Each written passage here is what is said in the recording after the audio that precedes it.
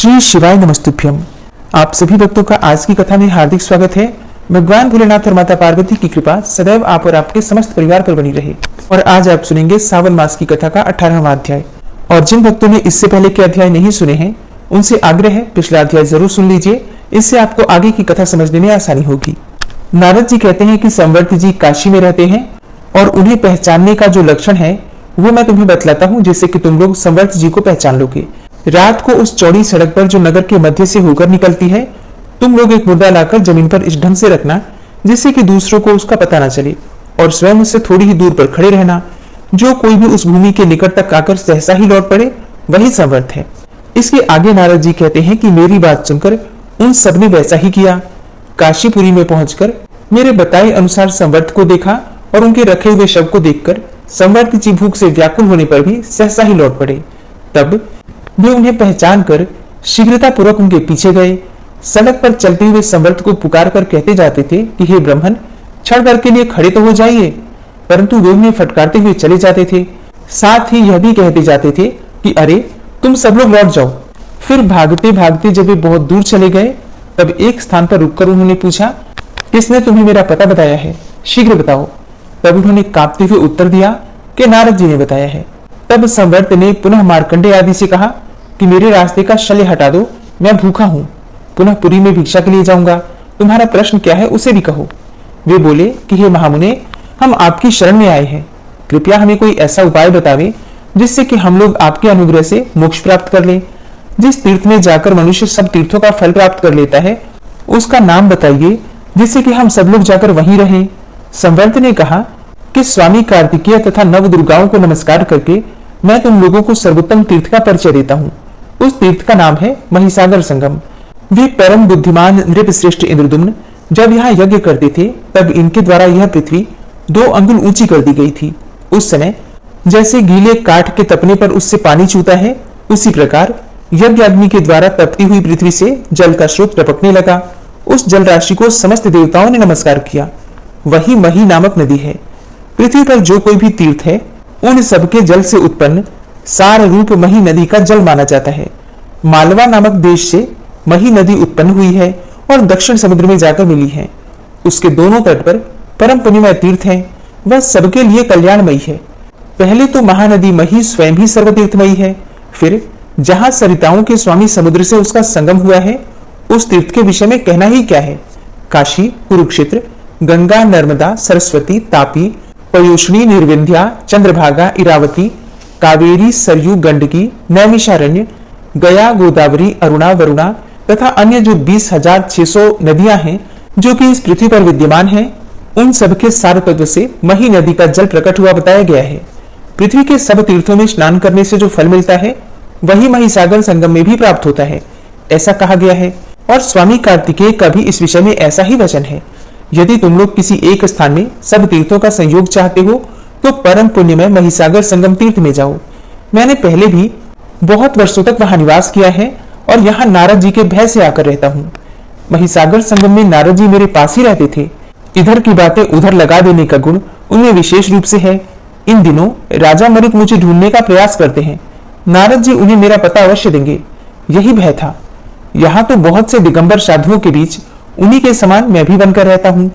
मरुत से भी अधिक भयभीत होने के कारण मैं यहाँ गुप्त रूप से निवास करता हूँ। मुझे संदेह है कि नारद पुनः मेरा यहाँ रहना मरुत को बता देंगे, क्योंकि उनकी प्रायः ऐसी चेष्टा देखी जाती है। तुम लोग कभी किसी से यह सब न कहना। राजा मरुत यज्ञ की सिद्धि के लिए चेष्टा कर रहे हैं। कुछ कारणवश देवताओं के आचार्य मेरे पिता ने उनको त्याग दिया है, अतः उस यज्ञ का ऋग्वेद बनाने के लिए उन्होंने मुझ गुरुपुत्र को ही मनोनीत किया है। परंतु अविद्या के अंतर्गत होने वाले हिंसात्मक यज्ञों से मेरा कोई प्रयोजन नहीं है। इसलिए राजा इंद्रदुम्न के साथ तुम लोग शीघ्रता पूर्वक महिसागर संगम तीर्थ में जाओ। वहां के 5 तीर्थों का सेवन करते हुए तुम लोग निश्चय ही मोक्ष प्राप्त कर लोगे। ऐसा कहकर संवर्त जी अपने अभिष्ट स्थान को चले गए और इंद्रदुम्न आदि वे सब लोग भर्तृयज्ञ मुनि के पास पहुंचकर वहां महिसागर संगम तीर्थ में रहने लगे। मुनि ने अपने विशेष ज्ञान से जान लिया कि ये सब लोग भगवान शंकर के गण हैं। अब ये जानकर उन सब लोगों से बोले कि अहो, तुम लोगों का पुण्य तो अत्यंत निर्मल और महान है, जिससे कि इस महिसागर संगम नामक गुप्त क्षेत्र में तुम्हारा आगमन हुआ है। महिसागर संगम में किया हुआ स्नान, दान, जप, होम और विशेषतः पिंड दान सब अक्षय होता है। पूर्णिमा और अमावस्या को यहाँ किया हुआ स्नान, दान और जप आदि सब कर्म अक्षय फल देने वाला होता है। देवर्षि नारद ने पूर्व काल में जब यहाँ स्थान का निर्माण किया था, उस समय ग्रहों ने आकर वरदान दिया था। शनिदेव ने जो वरदान दिया था वह इस प्रकार है कि जिस समय शनिवार के साथ अमावस्या भी हो, उस दिन यहाँ स्नान, दान पूर्वक श्राद्ध करें। यदि श्रावण मास के शनिवार की अमावस्या तिथि हो और उसी दिन सूर्य की संक्रांति हो तथा व्यतिपात योग भी हो, तो यह पुष्कर नामक पर्व होता है और इसका महत्व 100 सूर्य ग्रहणों से भी अधिक है। उक्त सब योगों का संबंध यदि किसी प्रकार उपलब्ध हो जाए तो उस दिन लोहे की शनि मूर्ति और सोने की सूर्य प्रतिमा का महिसागर संगम में विधि पूर्वक पूजन करना चाहिए और शनि के मंत्रों से शनि का और सूर्य संबंधी मंत्रों से सूर्य का ध्यान करके सब पापों की शांति के लिए भगवान सूर्य को अर्घ्य देना चाहिए। उस समय वहां का स्नान प्रयाग से भी अधिक है, दान कुरुक्षेत्र से भी बढ़कर है। महान पुण्य राशि सहायक हो तभी यह सब योग प्राप्त होता है और वहां किए हुए श्राद्ध से पितरों को स्वर्ग में अक्षय तृप्ति होती है। जैसे परम पवित्र गया शिर पितरों के लिए परम तृप्तिदायक है, इसी प्रकार उससे भी अधिक पुण्य देने वाला महिसागर संगम है। इस विषय में एक श्लोक कहा गया है, अग्निश्चते यो निरीडा च देहो रेतोथ विश्वरमृतश्च नाभि, अर्थात हे महानदी, अग्नि तुम्हारी योनि अर्थात उत्पत्ति स्थान और पृथ्वी तुम्हारी देह है। तुम यज्ञ स्वरूप विष्णु के वीर्य से उत्पन्न हुई हो और अमृत का केंद्र स्थान हो। इस सत्य वाक्य का श्रद्धा पूर्वक उच्चारण करते हुए महिसागर संगम तीर्थ में स्नान करना चाहिए, जो सब नदियों में प्रधान और पवित्र सागर है तथा प्रचुर जल वाली समस्त तीर्थ स्वरूपा जो मही नदी है, इन दोनों को मैं अर्घ्य देता हूँ, प्रणाम करता हूँ। हे देवी, तू इस पृथ्वी की दुग्ध है, परमानंद की राशि है, संपूर्ण विश्व को मोहने वाली है तथा समस्त सरिताओं की महारानी के रूप में प्रकट हुई है। हे महिद्रवे, तू मेरे पाप हर ले। इस महिसागर संगम तीर्थ में स्नान, जप और तपस्या करके पुण्य कर्म के प्रभाव से बहुत से लोग रुद्र लोक में चले गए हैं। विशेषतः सोमवार को उत्तम भक्ति पूर्वक यहाँ स्नान करके जो 5 तीर्थों की यात्रा करता है वह 5 महापातकों से मुक्त हो जाता है। इस प्रकार इस तीर्थ का बहुविध उत्तम महात्म्य बताकर भरत यज्ञ ने उन सबको शिवागम में बताए अनुसार शिवाराधन की विधि बतलाई तथा पूजा योग का उपदेश देकर शिव भक्ति के उद्रेक से पूर्ण होकर उन इंद्रदुम्न आदि भक्तों से पुनः इस प्रकार कहा कि शिवजी के व्रत का वर्णन करने वाले हे उपासकों, शिवजी से बढ़कर दूसरा कोई देवता नहीं है।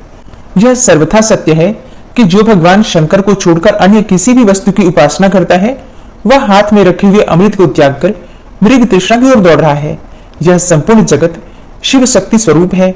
यह बात प्रत्यक्ष देखी जाती है, क्योंकि कुछ प्राणी पुल्लिंग के चिन्हों से युक्त हैं और कुछ स्त्रीलिंग के चिन्हों से युक्त हैं।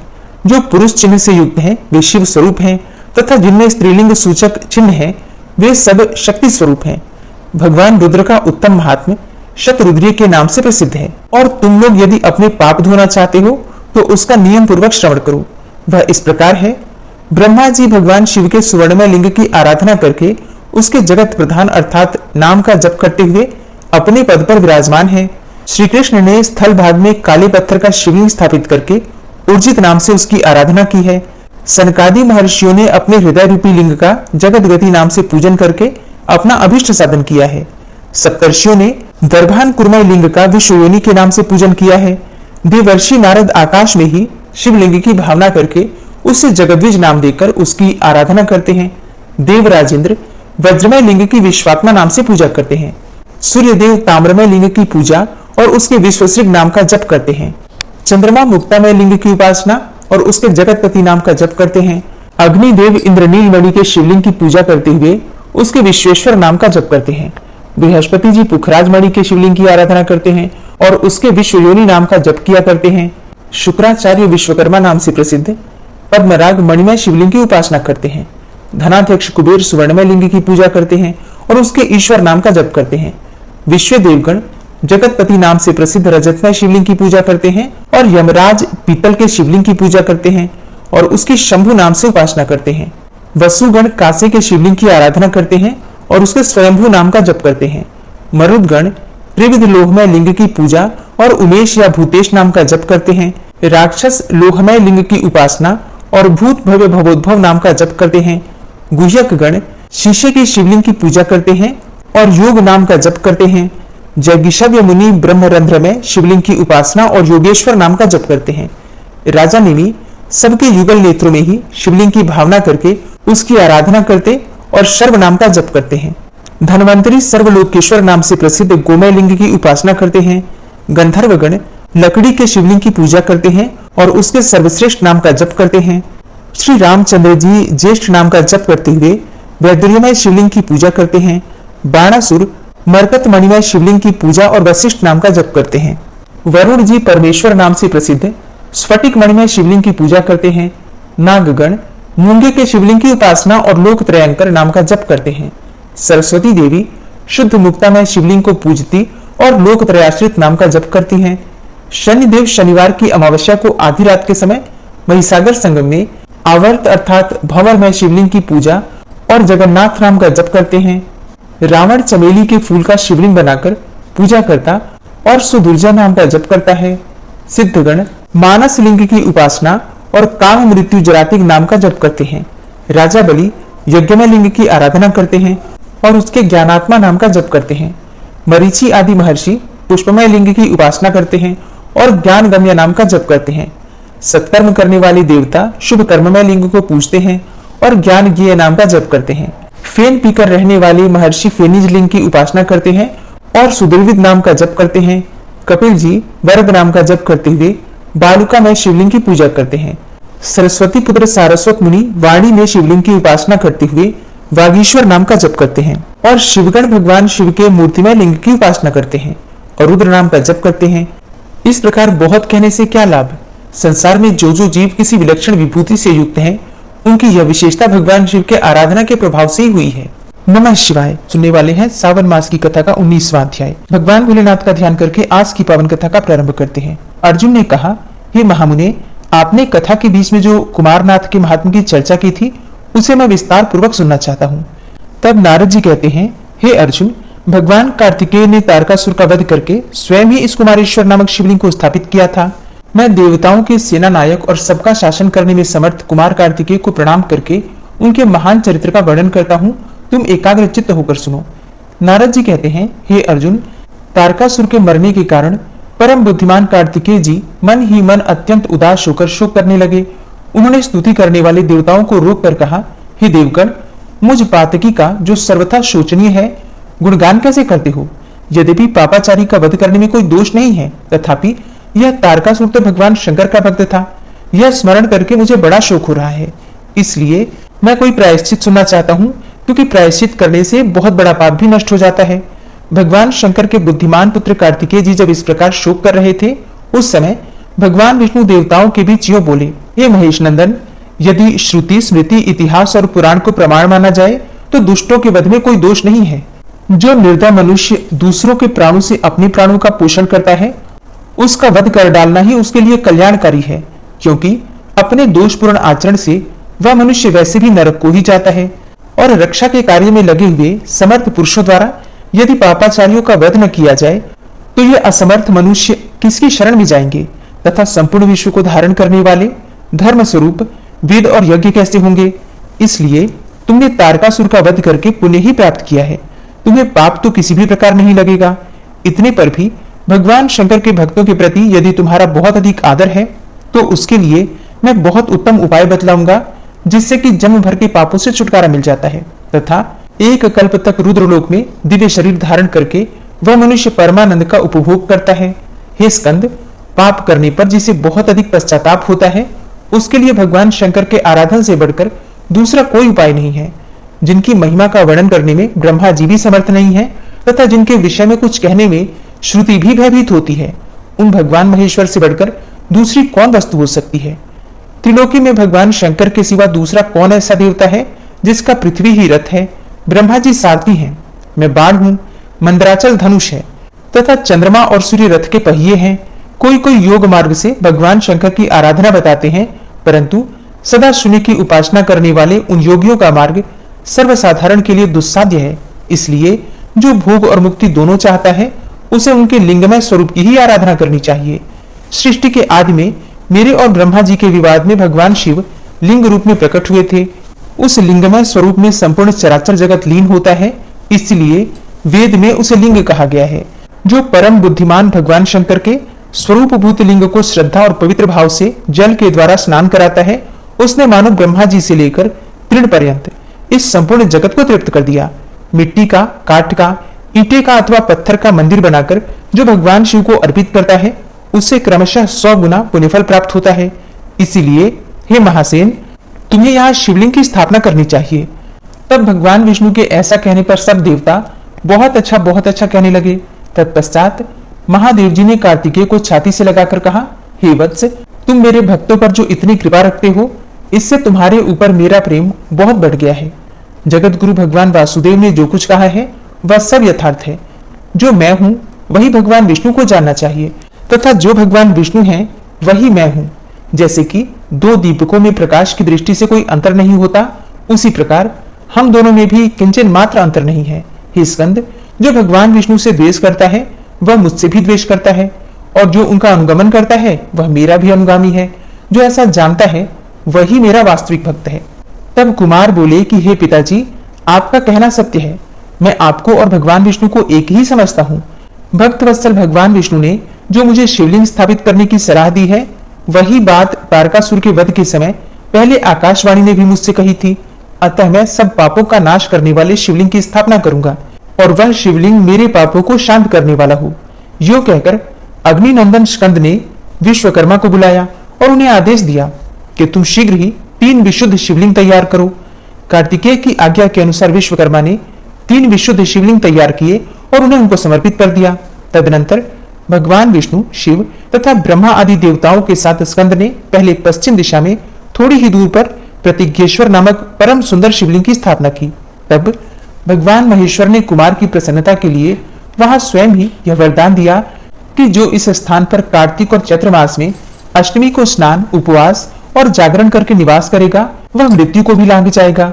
इसके बाद वहां से अग्निकोण में, जहां दैत्य के कपाल से शक्ति निकली थी, वहां कार्तिकेय ने द्वितीय शिवलिंग को स्थापित किया। सब पापों का नाश करने वाला वह कल्याणकारी शिवलिंग कपालेश्वर के नाम से प्रसिद्ध हुआ, और कपालेश्वर के समीप ही उस शक्ति का भी स्तवन करके कुमार ने उसकी स्थापना की, जो कापालिकेश्वरी देवी के नाम से प्रसिद्ध है। वहां से उत्तर दिशा में एक तीर्थ है जिसे शक्ति छिद्र कहते हैं। वहां सब पापों का नाश करने वाली कल्याणमयी पाताल गंगा प्रकट हुई है। उसमें स्नान करके स्कंद ने सब देवताओं के साथ कृपा पूर्वक तारकासुर को जलांजलि दी, जिसका संकल्प वाक्य इस प्रकार है। महर्षि कश्यप के कुल में उत्पन्न शिव भक्त तारक को अर्पित किया जाने वाला यह तिल सहित जल अक्षय भाव से प्राप्त हो। तब भगवान महेश्वर ने प्रसन्न होकर स्कंद को सुनाते हुए कहा कि जो मनुष्य चैत्र मास के कृष्ण पक्ष की चतुर्दशी तिथि को यहाँ स्नान और उपवास करके भगवान कपालेश्वर का पूजन करेगा, वह तेजस्वी महात्माओं के वध जनित पातक से मुक्त हो जाएगा। और इसी तिथि को यदि सोमवार भी हो, शिव योग हो और तैतिल कर्ण हो, तो इन 6 योगों के एकत्र होने पर जो पुरुष शक्ति छिद्रा नामक तीर्थ में स्नान करके रात में रुद्रीय का जप करेगा, वह शरीर सहित रुद्रलोक में चला जाएगा। भगवान शंकर का यह वचन सुनकर स्कंद बहुत प्रसन्न हुए तथा सब देवता आनंद मग्न होकर साधु साधु कहने लगे। तदनंतर तीसरे शिवलिंग की स्थापना करने की इच्छा वाले कार्तिकेय से ब्रह्मा जी ने उनकी प्रसन्नता के लिए कहा, हे कुमार, मैं स्वयं एक दूसरे लिंग का निर्माण करता हूँ। यूं कहकर ब्रह्मा जी ने स्वयं ही सब दोषों से रहित मनोहर शिवलिंग का निर्माण किया। फिर इसी प्रकार सब देवताओं ने भी स्कंद को प्रसन्न करने के लिए वहां एक सुंदर सरोवर तैयार किया और उसमें गंगा आदि समस्त तीर्थों की स्थापना करके उनसे कहा कि जब तक यह सरोवर यहाँ रहे तब तक तुम सब तीर्थ इसमें निवास करो। तब स्कंद की प्रसन्नता के लिए इन सब तीर्थों ने एवमस्तु कहकर देवताओं की आज्ञा स्वीकार की। तत्पश्चात स्कंद ने प्रसन्नता पूर्वक उस सुंदर सरोवर में स्नान किया और फिर सब तीर्थों के जल से भक्ति पूर्वक उस शिवलिंग को स्नान कराकर भांति भांति के पुष्पों से सद्योजातादि 5 मंत्रों द्वारा पूजन किया। पूजा के समय साक्षात भगवान महेश्वर स्थावर जंगम प्राणियों के साथ उस शिवलिंग में स्थित होकर स्वयं पूजन सामग्री ग्रहण करते थे। भक्ति भाव में डूबे हुए स्कंद ने पूजन करते समय भगवान शंकर से पूछा कि हे भगवान, आपको कौन सा उपहार भेंट करने से क्या क्या फल प्राप्त होता है। भगवान महेश्वर बोले कि जो मेरे लिंग की स्थापना करता है और उसके लिए सुंदर मंदिर बनवाता है, वह कल्प भर मेरे लोक में निवास करता है। जो मेरे मंदिर में झाड़ू देता है और धूल आदि हटाकर शुद्ध करता है, वह सब रोगों से छूट जाता है एवं मंदिर को चूने आदि से पुतवाने पर मनुष्य का शरीर दृढ़ होता है।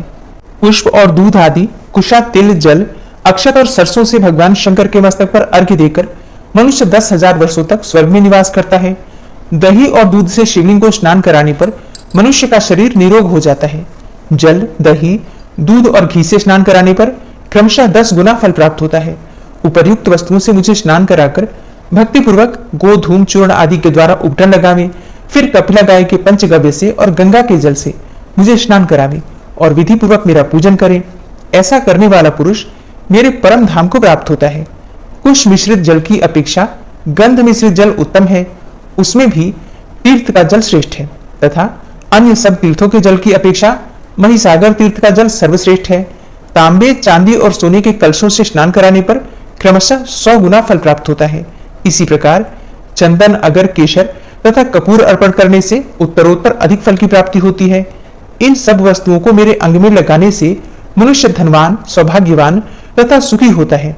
गुग्गुल का धूप उत्तम माना गया है, उससे भी श्रेष्ठ अगरू है, और इन सब धूपों को भी मुझे अर्पण करने से सुख और स्वर्ग की प्राप्ति होती है।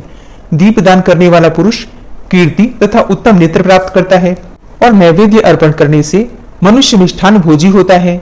अखंड बिल्वपत्रों और भांति भांति के पुष्पों से शिवलिंग की पूजा करने पर मनुष्य 1,00,000 वर्षों तक स्वर्ग में निवास करता है। भगवान शिव को चंवर भेंट करने से मनुष्य राजा होता है। मेरे मंदिर में गीत, वाद्य और नृत्य करके शुद्ध चित्त हुआ मनुष्य मुझको प्राप्त होता है।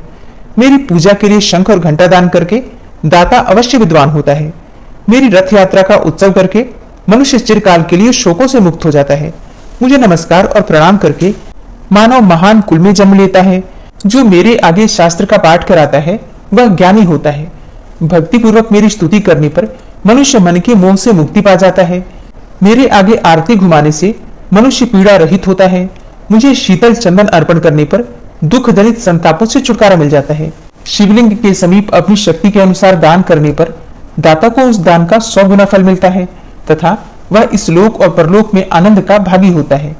मैं शिवलिंग को प्रणाम करने पर 15, उसे स्नान कराने पर 20 तथा उसकी विधि पूर्वक पूजा करने पर 100 अपराधों को क्षमा कर देता हूँ।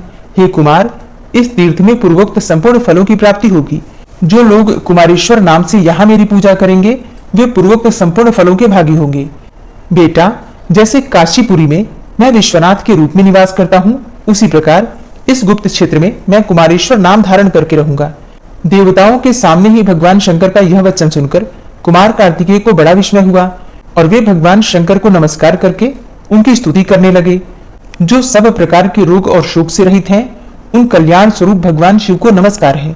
जो सबके भीतर मन रूप से निवास करते हैं, उन भगवान शिव को नमस्कार है। संपूर्ण देवताओं से पूजित भगवान शंकर को नमस्कार है। भक्त जनों पर निरंतर कृपा करने वाले आप भगवान महेश्वर को नमस्कार है। सबकी उत्पत्ति के कारण भगवान भव को नमस्कार है। हे भगवान, आप भव के उद्भव अर्थात संसार के सृष्टा हैं, आपको नमस्कार है। कामदेव का विध्वंस करने वाले आपको नमस्कार है। आप गूढ़ भाव से महान व्रत का पालन करने वाले हैं, आपको नमस्कार है। आप माया रूपी गहन वन के आश्रय हैं अथवा सबको आश्रय देने वाला आपका स्वरूप योग माया समावृत होने के कारण दुर्बोध है, आपको नमस्कार है। प्रलय काल में जगत का संहार करने वाले सर्वनामधारी आपको नमस्कार है। हे शिव रूप, आपको नमस्कार है। आप पुरातन सिद्ध रूप हैं, आपको नमस्कार है। हे काल रूप, आपको नमस्कार है। आप सबकी कलना अर्थात गणना करने वाले होने के कारण कल नाम से प्रसिद्ध हैं, आपको नमस्कार है। आप काल की कला का अतिक्रमण करके उससे बहुत दूर रहते हैं, आपको नमस्कार है। आप स्वाभाविक ऐश्वर्य से संपन्न हैं, आपको नमस्कार है। आप अप्रमेय महिमा वाले वृषभ तथा महासमृद्धि से संपन्न हैं, आपको नमस्कार है। आप सबको शरण देने वाले हैं, आपको नमस्कार है। आप ही निर्गुण ब्रह्म हैं, आपको नमस्कार है। आपके अनुगामी सेवक भयानक गुण संपन्न हैं, आपको नमस्कार है। नाना भुवनों पर अधिकार रखने वाले आपको नमस्कार है। भक्तों को मनोवांछित फल प्रदान करने वाले आपको नमस्कार है। हे भगवान, आप ही कर्मों का फल देने वाले हैं, आपको नमस्कार है। आप ही सबका धारण पोषण करने वाले धाता हैं तथा उत्तम कर्ता हैं, आपको सर्वदा नमस्कार है। आपके अनंत रूप हैं, आपका कोप सबके लिए असह्य है, आपको सदैव नमस्कार है। आपके स्वरूप का कोई माप नहीं हो सकता, आपको नमस्कार है। वृषभेंद्र, वृषभेंद्र को अपना वाहन बनाने वाले हे भगवान, आप महेश्वर को नमस्कार है। आप सुप्रसिद्ध महौषध रूप हैं, आपको नमस्कार है। समस्त व्याधियों का विनाश करने वाले आपको नमस्कार है। आप चराचर स्वरूप सबको विचार देने वाले, कुमारनाथ के नाम से प्रसिद्ध तथा परम कल्याण स्वरूप हैं, आपको नमस्कार है।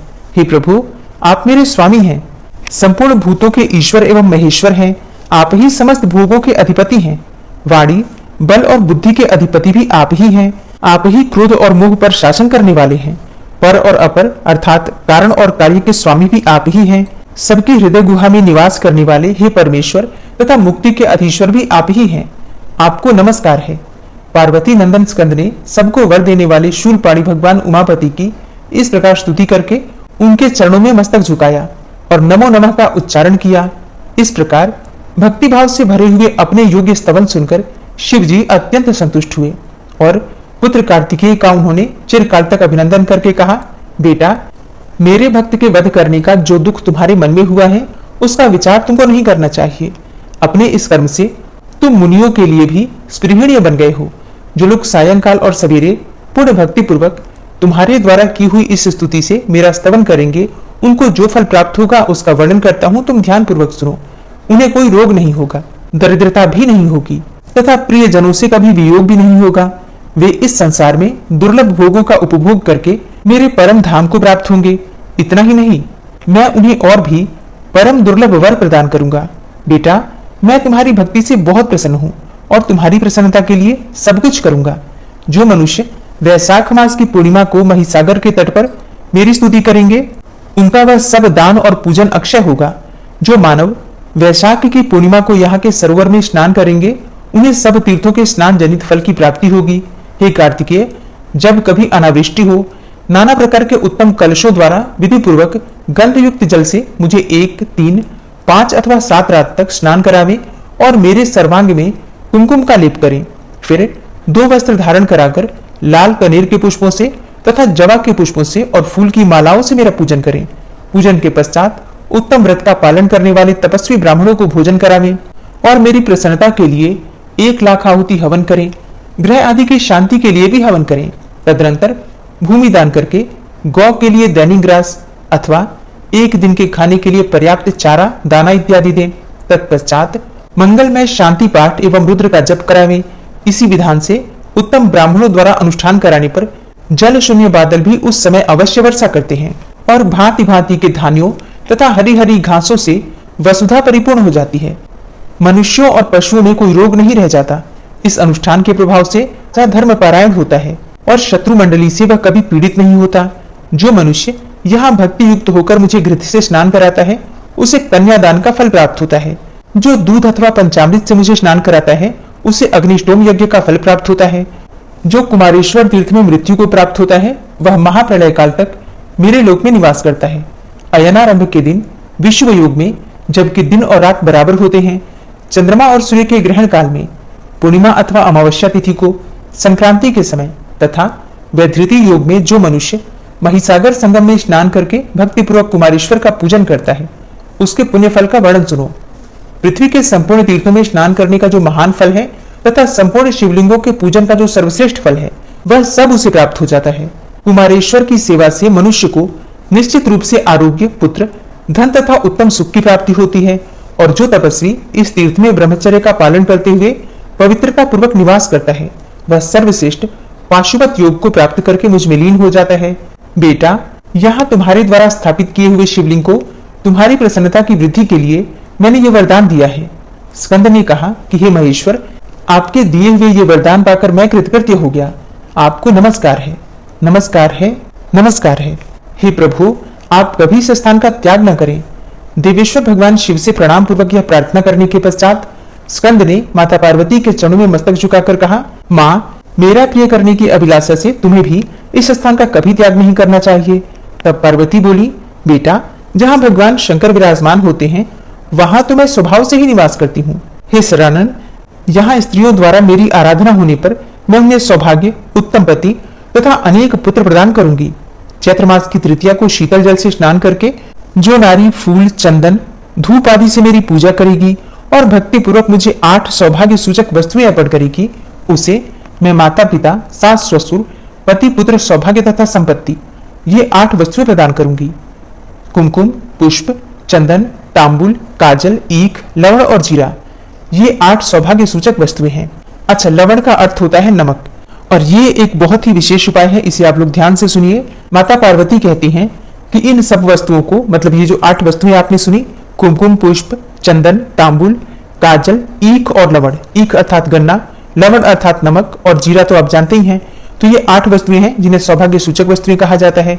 और इन 8 वस्तुओं को तराजू के एक पलड़े पर रखकर उनसे अपने को तोले, तथा वह स्त्री अपने पैर सहित संपूर्ण अंगों के साथ तुल जाए और उन वस्तुओं का मेरी प्रीति के लिए दान कर दे। तत्पश्चात वह बिना नमक का भोजन करे। ऐसा करने वाली स्त्री संसार में कभी विधवा नहीं होती, सदा सौभाग्यवती बनी रहती है। मतलब जैसे कि तुलादान होता है, जिसमें कि हम एक तरफ कोई वस्तु रखते हैं और दूसरी तरफ जिसका तुलादान करना होता है वो व्यक्ति बैठता है, या अपने वजन के बराबर सामग्री का दान किया जाता है। इस प्रकार से तुलादान करते हैं। तो एक तरीके से इन सभी चीजों का तुलादान करना है, ठीक है। मतलब अगर दान करना चाहे तो इन सभी वस्तुओं को अपने वजन के बराबर तौलकर और इन्हें किसी को दान करना है। और ये दान कब करना है? चैत्र मास की तृतीया तिथि को, मतलब ये नवरात्रि के बीच में तृतीया आती है, उसी दिन दान करना है, ठीक है। अगर कोई दान करना चाहे तो मैं आपको ये चीज बता देती हूँ। इसमें लिखा हुआ है, ये स्कंद पुराण का कुमारिका खंड है। इस कथा में माता पार्वती स्वयं ही कहती हैं कि इन 8 वस्तुओं का तुलादान करने वाली स्त्री कभी भी संसार में विधवा नहीं होती, सदा सौभाग्यवती बनी रहती है। और जो स्त्री माघ, कार्तिक अथवा चैत्र में यहाँ स्नान करके मेरी पूजा करेगी, उसे दुख, दरिद्रता और दुर्भाग्य का संयोग कभी नहीं होगा। गिरिराज नंदिनी पार्वती की यह बात सुनकर उनके पुत्र स्कंद को बड़ी प्रसन्नता हुई। उन्होंने माता पार्वती की स्थापना करके अपने भाई गणेश जी से कहा, हे विनायक, जो लोग पुष्प, धूप और मोदक से पहले तुम्हारी पूजा करके फिर कुमारेश्वर का पूजन करते हैं, उनके सभी विघ्नों का तुम निवारण करो। गणेश जी बोले, भैया, तुम्हारे द्वारा स्थापित इस शिवलिंग के प्रति जो लोग भक्ति रखते हैं, उन्हें मेरी तथा मेरे अनुगामियों की ओर से कोई भी विघ्न नहीं होगा। विघ्नराज गणेश के प्रसन्नता पूर्वक ऐसा कहने पर कुमार ने उनकी भी स्थापना की। इसलिए वहां सर्वदा ही विशेषतः चतुर्थी तिथि को गणेश जी का पूजन अवश्य करना चाहिए। इस प्रकार भगवान कुमारेश्वर की स्थापना करके भगवान शिव से ये वरदान पाकर प्रसन्न हुए कार्तिकेय ने अपने को कृतकृत्य माना तथा वे भगवान कुमारेश्वर के समीप स्वयं भी अंशतः निवास करने लगे। स्वामी कार्तिकेय की यात्रा करने वाले जो लोग इस तीर्थ में निवास करने वाले भगवान शंकर का दर्शन करते हैं, उनकी वह यात्रा सफल होती है। विशेषतः कार्तिक की पूर्णिमा को कार्तिकेय जी का पूजन करें। ऐसा करने से स्कंद स्वामी की यात्रा का जो फल है वह पूर्ण रूपेण प्राप्त होता है। कार्तिकेय के 108 नामों का ब्रह्मचर्य पालन पूर्वक पवित्र भाव से 1 मास तक जप करने पर मनुष्य सब संकटों से छुटकारा पा जाता है। हे अर्जुन, यह महिसागर संगम तीर्थ ऐसी ही महिमा वाला है। इस प्रकार कुमारेश्वर का संक्षेप से वर्णन किया गया। जो कुमारेश्वर के इस महात्म का उनके आगे पाठ करता है तथा जो लोग इस महात्म को सुनते और प्रसन्न होते हैं, वे सभी रुद्रलोक में निवास करते हैं। जो श्राद्ध काल में इस लिंग के महात्म का पाठ करता है, उसका किया हुआ श्राद्ध पितरों को अक्षय तृप्ति प्रदान करने वाला होता है। यदि कोई गर्भवती स्त्री को शिवलिंग का महात्म सुनावे तो उसके गर्भ से गुणवान पुत्र उत्पन्न होता है, और यदि कन्या हुई तो वह पतिव्रता होती है। यह प्रसंग परम पवित्र, पापहारक, धर्मानुकूल तथा अतिशय आनंद प्रदान करने वाला है। इसे पढ़ने और सुनने वाले मनुष्यों को यह समस्त मनोवांछित फल प्रदान करने वाला है। दोस्तों, आज की वीडियो में बहुत सारी ऐसी बातें आपने जानी जिनके द्वारा आप चाहे तो अपनी समस्याओं का समाधान कर सकते हैं, क्योंकि आज भगवान शिव के द्वारा आपने सुना कि कौन सी वस्तु शिवलिंग पर चढ़ाने से या शिव मंदिर में कौन सा कार्य करने से किस फल की प्राप्ति होती है। तो अगर आपकी कोई भी कामना हो तो आप उस कामना के अनुसार आज की कथा में जो उपाय भगवान शिव ने बताए हैं, उन उपायों को कर सकते हैं। इसी प्रकार से माता पार्वती द्वारा सौभाग्य की प्राप्ति के लिए जो उपाय बताया गया है, आप चाहें तो उसे भी कर सकते हैं। इसी प्रकार से आगे भी आपको कथाओं में जीवन से जुड़ी हुई बहुत सारी परेशानियों का समाधान मिल सकता है, और पुराणों के द्वारा। तो इस कथा को सुनना अत्यंत आवश्यक भी है, लाभदायक भी है, और कथाएं रोचक भी हैं। इसलिए कथा तो आप लोग रोज ही सुना कीजिए, और हो सके तो कथा दूसरे भक्तों तक भी शेयर कीजिए। एक तो आपको कथा दूसरों तक पहुंचाने का, उन्हें सुनाने का पुण्य प्राप्त हो जाएगा, और दूसरा ये कि अगर किसी को भी इस कथा को सुनने से लाभ होता है, जो कि निश्चय ही होगा, कथा सुनने मात्र से ही पुण्य की प्राप्ति हो जाती है, और फिर इस विधि से अगर पूजा पाठ करे, अपनी एक समस्याओं का समाधान करे, तो भगवान की कृपा जितनी उसे प्राप्त होगी, आपको भी प्राप्त होगी। इसलिए अगर संभव, न जानामि योगम जपम नैव पूजाम न तो हम सदा सर्वदा शंभु तुभ्यं जरा जन्म दुःखोघतातप्यमानं प्रभो पाहि आपन्नमामीश शंभो। जय भोलेनाथ। आज की कथा में आप सभी भक्तों का हार्दिक स्वागत है। भगवान भोलेनाथ और माता पार्वती की कृपा सदैव आप और आपके समस्त परिवार पर बनी रहे। दोस्तों, आज आप सुनने वाले हैं सावन मास की कथा का 20वां अध्याय। तो भगवान भोलेनाथ का ध्यान करके आज की पावन कथा का प्रारंभ करते हैं। श्री नारद जी कहते हैं, हे अर्जुन, नाभि के पुत्र जो ऋषभ नाम से प्रसिद्ध हुए हैं, उनके नाम पर कलयुग में नाना प्रकार के पाखंड पूर्ण मतवादों की कल्पना हो जाएगी, जो लोगों को मोह में डालने वाली होगी। उन्हीं ऋषभ जी के पुत्र भरत हुए और भरत के शतशृंग हुए। शतशृंग के 8 पुत्र और 1 कुमारी कन्या हुई। पुत्रों के नाम इस प्रकार हैं, इंद्रद्वीप, कसेरु, ताम्रद्वीप, गभस्तिमान, नाग, सौम्य, गंधर्व तथा वरुण। इनके अतिरिक्त जो कन्या थी, उसके मुख की आकृति बकरी के मुख के समान थी। ऐसा होने का एक महान आश्चर्ययुक्त कारण था, जिसे बताता हूं, ध्यान पूर्वक सुनो। महिसागर के तट पर जो स्तंभ तीर्थ है, उसके समीपवर्ती दुर्गम प्रदेश में एक दिन एक बकरी अपने झुंड से भटक कर चली आई। वहां लता पताओं से एक जाल सा बन गया था।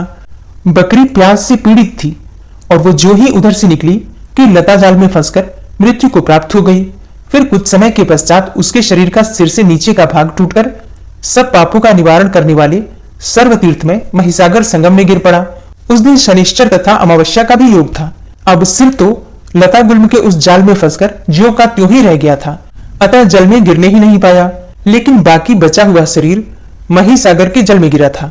अतः उस तीर्थ के प्रभाव से वह बकरी सिंहल देश में राजा सतश्रृंग की पुत्री हुई, परंतु उसका मुंह बकरी का ही रह गया था और शेष सभी अंग बड़े सुंदर थे। राजा सतश्रृंग पहले संतानहीन थे, अतः उनके यहाँ जो पुत्री हुई वह उन्हें 100 पुत्रों के समान प्रिय थी। किंतु बकरी के तुल्य उसका मुख देखकर सब राज परिवार के लोगों को बड़ा विस्मय हुआ। राजा अपनी रानियों सहित बहुत दुखी हुए। धीरे धीरे वह कन्या युवावस्था को प्राप्त हुई। तब एक दिन उसने दर्पण में अपना मुंह देखा। अब देखते ही उसे अपने पूर्व जन्म का स्मरण हो आया। तब उसने अपने माता पिता को पूर्व जन्म का वृतांत बताकर उनसे वहां जाने के लिए आज्ञा ली और नाव के द्वारा वह स्तंभ तीर्थ में जा पहुंची। वहां राजकुमारी ने सर्वस्व दक्षिणा वाला दान किया। तदनंतर लता गुल्मों की जाल में ढूंढकर उसने अपने पूर्व जन्म के मस्तक का पता लगाया और संगम के समीप उसका दाह करके हड्डियों को महिसागर में फेंक दिया। तब उस तीर्थ के प्रभाव से उसका मुंह चंद्रमा के समान कांतिमान हो गया। फिर तो देवता, दानव और मनुष्य सब उसके रूप से मोहित होकर बार बार उसे पाने के लिए राजा से याचना करते थे, किंतु वह उनमें से किसी को अपना पति बनाना नहीं चाहती थी। तत्पश्चात कुमारी ने प्रसन्नता पूर्वक अत्यंत दुष्कर एवं कठोर तपस्या आरंभ की। तपस्या करते करते जब 1 वर्ष पूरा हो गया, तब देवाधिदेव महेश्वर ने उसे प्रत्यक्ष दर्शन दिया और कहा कि मैं तुझे वर देने के लिए आया हूं। तब राजकुमारी भगवान का पूजन करके इस प्रकार बोली कि हे देवेश्वर, यदि आप प्रसन्न हैं और मुझे वर देना चाहते हैं तो इस तीर्थ में सर्वदा निवास करें। भगवान शिव ने एवमस्तु कहकर उसकी प्रार्थना स्वीकार कर ली। इससे कुमारी को बड़ा हर्ष हुआ। जहां उसने बकरी के सिर का दाग किया था, वहीं वरकरेश नाम के शिव की स्थापना की। यह आश्चर्यजनक समाचार सुनकर स्वस्तिक नाम वाला नागराज कुमारी को देखने के लिए तलातल लोक से आया। सिर के बल से आते समय वह पृथ्वी को जहां विदीर्ण करके बाहर निकला, वहां स्वास्तिक नामक कूप हो गया।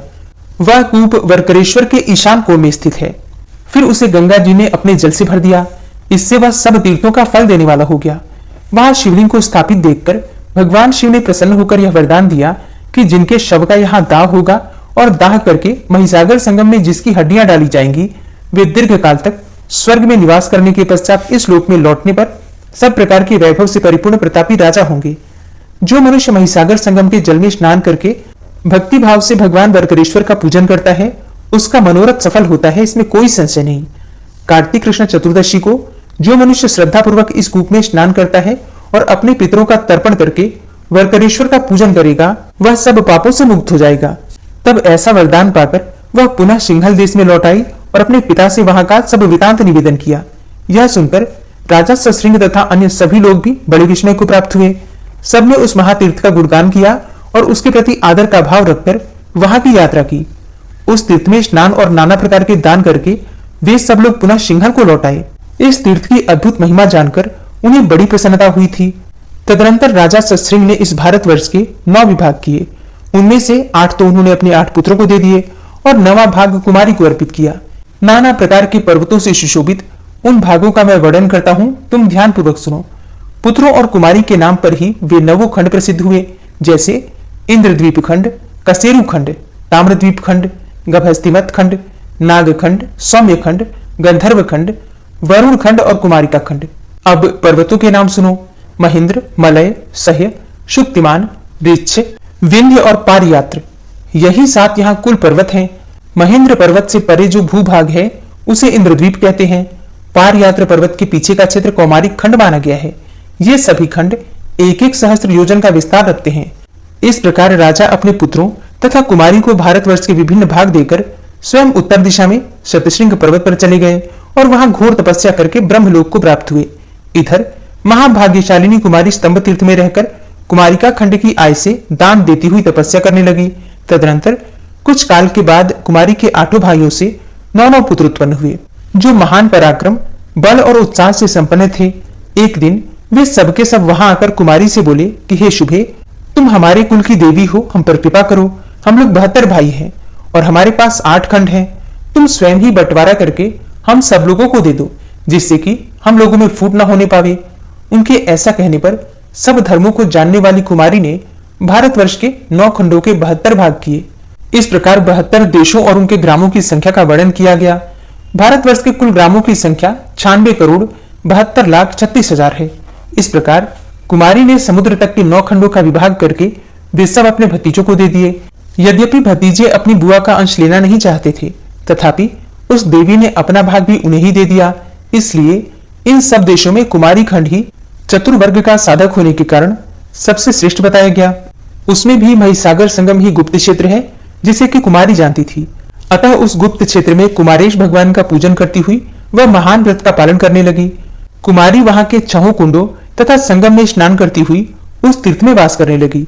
तदनंतर बहुत समय व्यतीत होने पर स्वामी कार्तिकेय जी का बनवाया हुआ मंदिर पुराना हो गया, तो उसके स्थान पर उसने नूतन सुवर्ण में प्रसाद निर्माण करवाया। उसकी भक्ति से महादेव जी बहुत संतुष्ट हुए और उन्होंने कुमारेश्वर लिंग से प्रकट होकर उसे प्रत्यक्ष दर्शन देते हुए कहा, हे भद्रे, मैं तुम्हारी भक्ति और ज्ञान से बहुत प्रसन्न हूँ।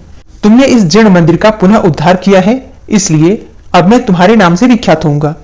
मंदिर बनाने वाला तथा उसका जीर्णोद्धार कराने वाला दोनों ही समान फल के भागी माने गए हैं। इसलिए आज से लोग मुझे कुमारेश्वर और कुमारीश्वर दोनों नामों से पुकारेंगे। वरकरेश्वर में जो वरदान तुम्हें दिए गए हैं वे सदैव संघटित होने वाले हैं। अब तुम्हारा अंतकाल समीप आ गया है।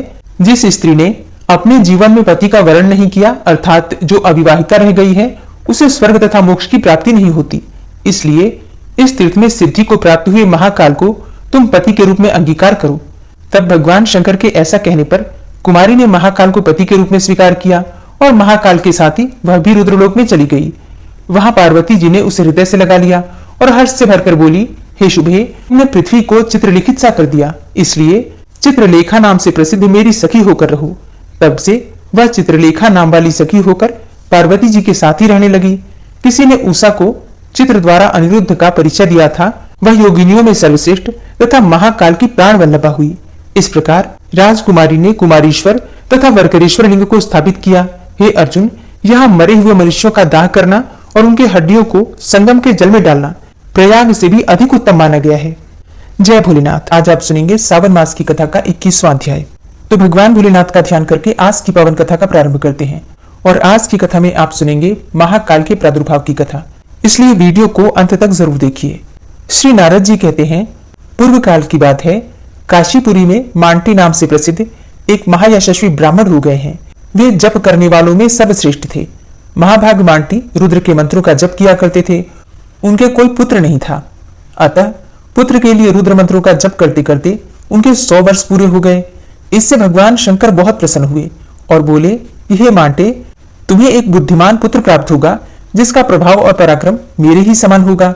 वह तुम्हारे संपूर्ण कुल का उद्धार करेगा। अब तो भगवान शंकर का यह वरदान सुनकर मांटी को बड़ा हर्ष हुआ। कुछ काल के अनंतर महात्मा मांटी की पत्नी ने गर्भ धारण किया। उन्हें गर्भ धारण किए हुए 4 वर्ष व्यतीत हो गए, परंतु गर्भ का बालक माता का उदर छोड़कर बाहर ही नहीं निकल रहा था। तब मांटी ने उससे कहा, बेटा, विभिन्न योनियों में पड़े हुए जीव ये सोचा करते हैं कि हम कब मनुष्य योनि में जन्म लेंगे, जहां धर्म, अर्थ, काम और मोक्ष की भी प्राप्ति होती है, जिसमें किए हुए पूजन का फल महान होता है, तथा जहां पितरों और देवताओं के संतोष के लिए नाना प्रकार के धर्म अनुष्ठान करने का अवसर भी प्राप्त होता है। ऐसे मनुष्य जन्म का जिसे पाने की अभिलाषा देवता भी करते हैं। तुम अनादर करके माता के उदर में ही क्यों स्थित हो रहे हो?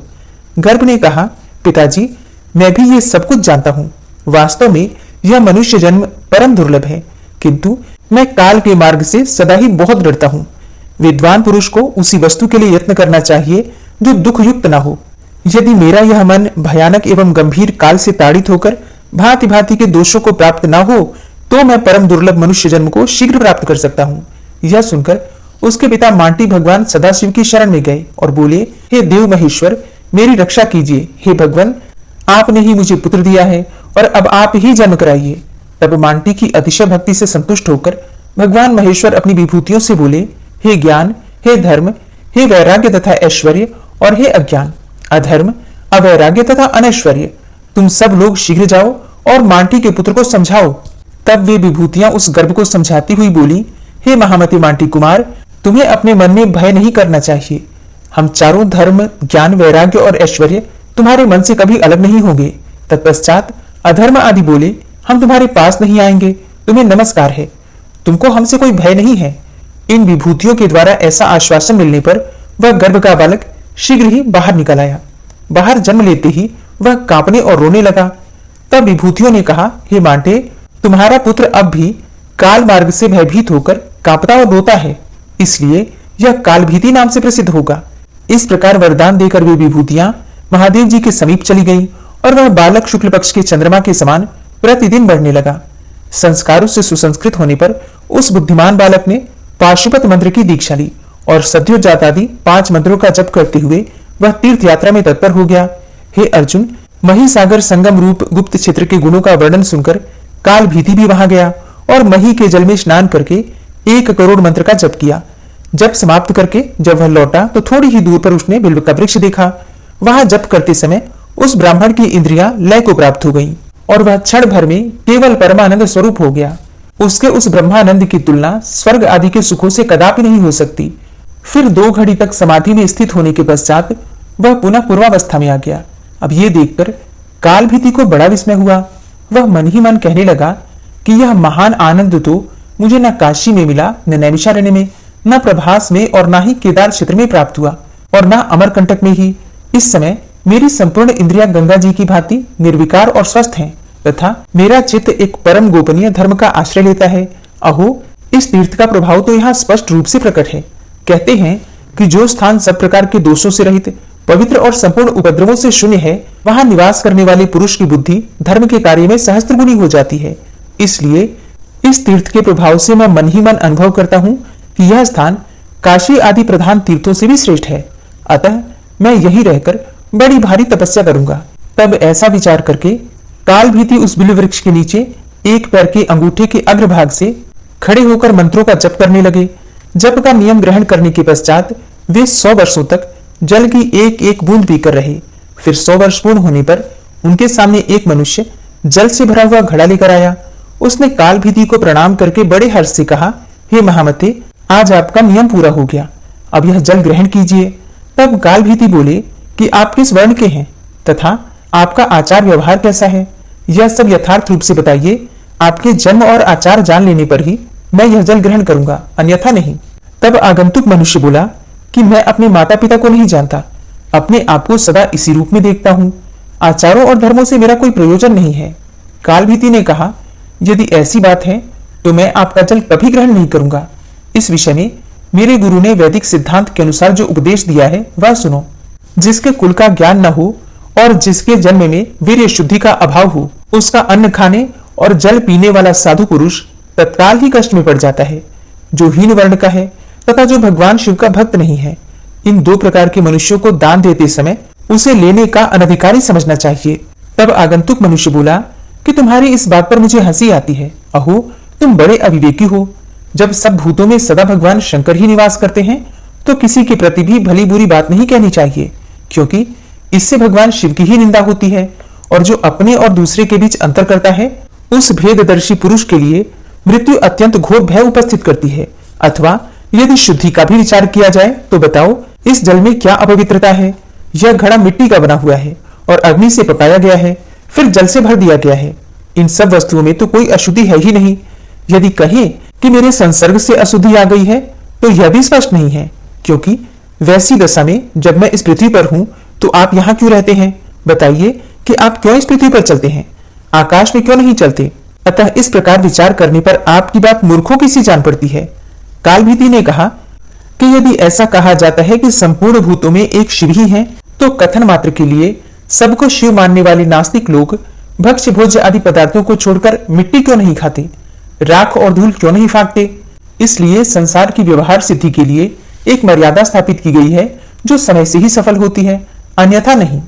आप उस मर्यादा को श्रवण करें। पूर्व काल में ब्रह्मा जी ने इस 5 भौतिक जगत की सृष्टि की और उसे नाममय प्रपंच से बांध दिया। उस नाम प्रपंच के 4 भेद हैं, ध्वनि, वर्ण, पद और वाक्य। यही नामात्मक प्रपंच के 4 आधार स्थान हैं। इनमें ध्वनि नाद रूप है, ओंकार पूर्वक संपूर्ण अक्षर ही वर्ण कहलाते हैं। शिवम, यह सुबंत शब्द पद है, और शिवम भजेत अर्थात शिव का भजन करें, यह विधि ही एक तिङन्त क्रिया से अन्वित होने के कारण वाक्य कही गई है। यह वाक्य भी 3 प्रकार का होता है, ऐसा श्रुति का सिद्धांत है। पहला प्रभु सम्मत, दूसरा सुहृद सम्मत तथा तीसरा कांता सम्मत। यही त्रिविध वाक्य माने गए हैं। जैसे स्वामी सेवक को यह आदेश देता है कि अमुक काम करो, यह प्रभु सम्मत वाक्य है। उसी प्रकार श्रुति और स्मृति दोनों प्रभु सम्मत वाक्य का प्रयोग करती हैं, स्वामी की भांति आज्ञा देती हैं। इतिहास और पुराण आदि सुहृद सम्मत कहे जाते हैं। ये सुहृदों की भांति समझाकर मनुष्यों को यथार्थ मार्ग में लगाते हैं, तथा काव्य के जो सरस एवं व्यंग्यपूर्ण आलाप आदि हैं उन्हें कांता सम्मत कहते हैं।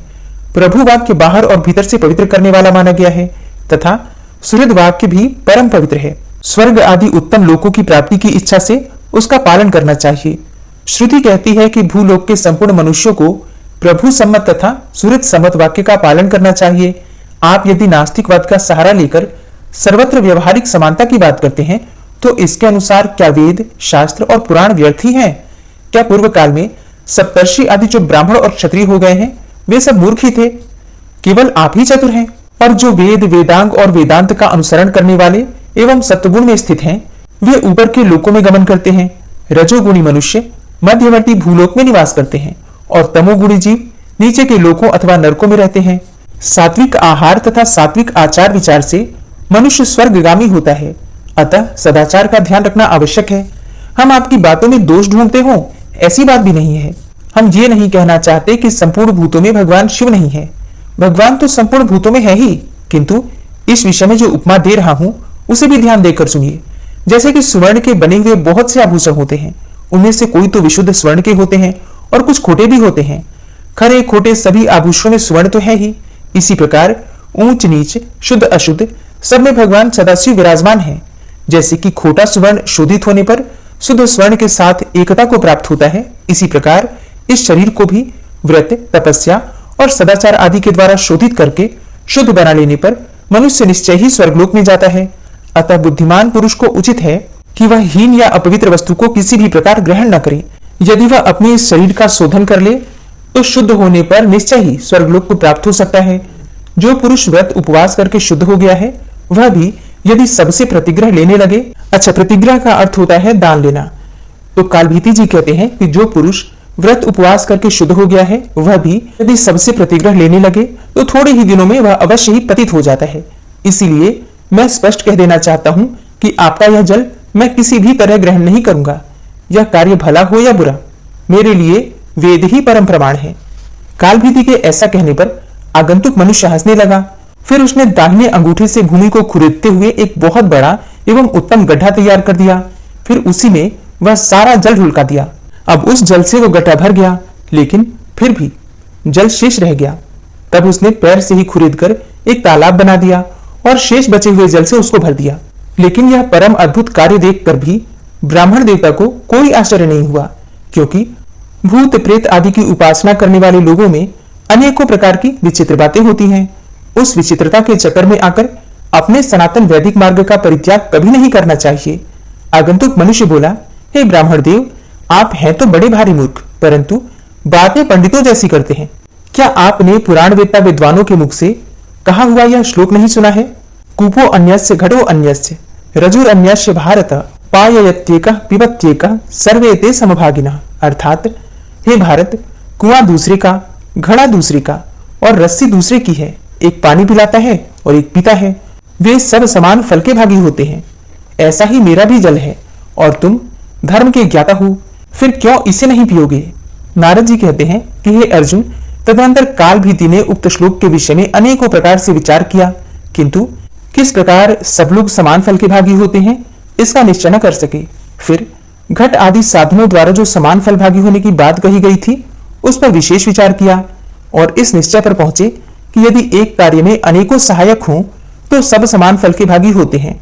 जैसे कि एक नौका निर्माण कराने में यदि अनेक पुरुषों ने धन लगाया हो तो उन सबका उसमें समान भाग होता है। इस प्रकार कर्ता को प्राप्त होने वाला सब फल सहकार्यों में बढ़ जाता है और फिर समान हो जाता है। इस प्रकार पुनः पुनः विचार करके कालभीति ने उस मनुष्य से कहा, हे भद्र पुरुष, आपका यह कहना ठीक है, कूप और तालाब के जल ग्रहण करने में कोई दोष नहीं है, तथापि आपने तो अपने घड़े के जल से ही इस गड्ढे को भरा है। यह बात प्रत्यक्ष देख करके भी मेरे जैसा मनुष्य कैसे इस जल को पी सकता है? अतः यह अच्छा हो या बुरा, मैं किसी प्रकार भी इसे नहीं पीऊंगा। तब कालभीति के इस प्रकार दृढ़ निश्चय कर लेने पर वह पुरुष हंसकर क्षण भर में वहां से अंतर्ध्यान हो गया। इससे कालभीति को बड़ा विस्मय हुआ। अब ये बार बार सोचने लगे कि यह क्या वृतांत है। इतने में ही उस बिल्व वृक्ष के नीचे पृथ्वी से सहसा ही एक परम सुंदर शिवलिंग प्रकट हो गया जो संपूर्ण दिशाओं को प्रकाशित कर रहा था। इंद्र ने उसके ऊपर पारिजात के फूलों की वर्षा की और देवता तथा मुनि नाना प्रकार के स्तोत्रों द्वारा स्तुति करने लगे। तब कालभीति ने प्रणाम करके प्रसन्नता पूर्वक यह स्तुति प्रारंभ की। जो पाप के काल, संसार रूपी पंख के काल, कालों के भी काल तथा काल मार्ग के भी काल हैं, जिनके कंठ में काला चिन्ह सुशोभित होता है, तथा जो संसार के काल रूप हैं, उन भगवान महाकाल की मैं शरण लेता हूँ। श्रुति आपको संपूर्ण विद्याओं का ईश्वर बताकर स्तुति करती है। आप समस्त भूतों के ईश्वर तथा प्रपितामह हैं। ऐसी महिमा वाले आप महेश्वर को नमस्कार है। वेद जिसकी स्तुति करता है उस तत्पुरुष नाम वाले आपको हम जानते हैं और आपका ही चिंतन करते हैं। हे देवेश्वर, आप हमें शरण दीजिए, आपको बारंबार नमस्कार है। हे अर्जुन, कालभीति के इस प्रकार स्तुति करने पर महादेव जी ने उस लिंग से निकलकर प्रत्यक्ष दर्शन दिया और अपने तेज से त्रिलोकी को प्रकाशित करते हुए कहा कि हे ब्रह्मन, तुमने इस महातीर्थ में रहकर मेरी जो अतिशय आराधना की है उससे मैं बहुत संतुष्ट हूँ। हे वत्स, काल तुम्हारे ऊपर किसी प्रकार भी शासन नहीं कर सकता। मैं ही तुम्हारी धर्म निष्ठा देखने के लिए मनुष्य रूप में यहाँ प्रकट हुआ था। यह धर्म मार्ग धन्य है जिसका तुम्हारे जैसे धर्मज्ञ द्वारा पालन होता है। मैंने यह गड्ढा और तालाब सब तीर्थों के जल से ही भरा है। यह परम पवित्र जल है और तुम्हारे लिए मैंने इसका संग्रह किया है। तुमने जो मेरी स्तुति की है उसमें वैदिक मंत्रों का रहस्य भरा हुआ है। तुम मुझसे कोई मनोवांछित वर मांगो, तुम्हारे लिए कुछ भी मुझे अधेय नहीं है। कालभीति ने कहा, हे भगवान शंकर, यदि आप मुझ पर संतुष्ट हैं तो मैं धन्य हूं। मुझ पर आपका महान अनुग्रह है। आपके संतोष से ही सब धर्म सफल होते हैं, अन्यथा वे केवल श्रम देने वाले ही माने गए हैं। हे प्रभु, यदि आप संतुष्ट हैं तो सदा यहाँ निवास करें। आपके इस शुभ लिंग पर जो भी दान पूजन आदि किया जाए वह सब अक्षय हो। हे देव, 5000 मंत्र जपने से जो फल प्राप्त होता है वही फल मनुष्य को इस शिवलिंग का दर्शन करने मात्र से प्राप्त हो जाए। हे महेश्वर, आपने काल मार्ग से मुझे छुटकारा दिलाया है, इसलिए यह शिवलिंग महाकाल के नाम से प्रसिद्ध हो। जो मनुष्य इस कूप में स्नान करके पितरों का तर्पण करे उसे सब तीर्थों का फल प्राप्त हो और उसके पितरों को अक्षय गति की प्राप्ति हो। कालभीति की ये बात सुनकर भगवान शंकर प्रसन्न हो गए और बोले कि जहां स्वयंभू लिंग हो वहां मैं नित्य निवास करता हूँ। स्वयंभू लिंग, रत्नमय लिंग, धातुज लिंग, प्रस्तर निर्मित लिंग तथा चंदन आदि लेप जनित लिंग है, लेकिन इनमें क्रमशः अंतिम लिंग की अपेक्षा पूर्व वाले लिंग 10 गुना अधिक फल देने वाले होते हैं। आकाश में तारकामय लिंग, पाताल में हाटकेश्वर लिंग तथा भूमंडल पर स्वयंभू लिंग, ये तीनों शुभ होते हैं। तुमने विशेष रूप से जिसके लिए प्रार्थना की है वह सब पूर्ण होगा। यहाँ फूल, फल, पूजा, नैवेद्य और स्तुति निवेदन करना तथा दान या दूसरा कोई भी शुभ कर्म करना सब अक्षय होगा। बेटा, माघ मास के कृष्ण पक्ष की चतुर्दशी को शिव योग में जो लिंगार्चन के पहले कूप में स्नान करके पितरों का तर्पण करेगा उसे सब तीर्थों के फल की प्राप्ति होगी तथा उसके पितरों को अक्षय गति होगी। उसी दिन की रात्रि में जो प्रत्येक प्रहर में महाकाल का पूजन करेगा उसे सब लिंगों के समीप जागरण करने का फल प्राप्त होगा। हे द्विजोत्तम, जो पुरुष सदा जितेंद्रिय रहकर शिवलिंग में मेरी पूजा करेगा भोग और मोक्ष उससे कभी दूर नहीं रहेंगे। जो चतुर्दशी, अष्टमी, सोमवार तथा पर्व के दिन इस सरोवर में स्नान करके इस शिवलिंग की पूजा करेगा वह शिव को ही प्राप्त होगा। यहाँ किया हुआ जप, तप और रुद्र जप सब अक्षय होगा और तुम नंदी के साथ मेरे दूसरे द्वारपाल बनोगे। हे वत्स, काल मार्ग पर विजय पाने से तुम चिरकाल तक महाकाल के नाम से प्रसिद्ध होगे। यहाँ शीघ्र ही राजर्षि करंधम आने वाले हैं, उन्हें धर्म का उपदेश करके तुम मेरे लोक में चले जाओ। यो कहकर भगवान रुद्र उस लिंग में ही लीन हो गए और महाकाल भी प्रसन्न होकर वहां बड़ी भारी तपस्या करने लगे। जय भोलेनाथ। आज की कथा का यहीं पर समापन करती हूँ और कल आप सुनेंगे राजा करंधम की कथा। उम्मीद करती हूँ ये कथा आपको पसंद आती होगी। तो अगर कथाएं पसंद आती हैं तो वीडियो को लाइक जरूर किया कीजिए और अगर संभव हो तो इसे शेयर भी किया कीजिए। और हाँ, अगर आप चैनल पर पहली बार आए हैं, अभी तक आपने चैनल को सब्सक्राइब नहीं किया है, तो आज की वीडियो अगर आपको अच्छी लगे तो चैनल को सब्सक्राइब करके बेल आइकन को जरूर प्रेस कर लीजिए। इससे ये होगा कि इस चैनल पर जो भी नई वीडियो अपलोड होंगी उनकी नोटिफिकेशन आपको सही समय पर प्राप्त होगी। मिलती हूं आपसे अगली वीडियो में, तब तक के लिए जय श्री राधे।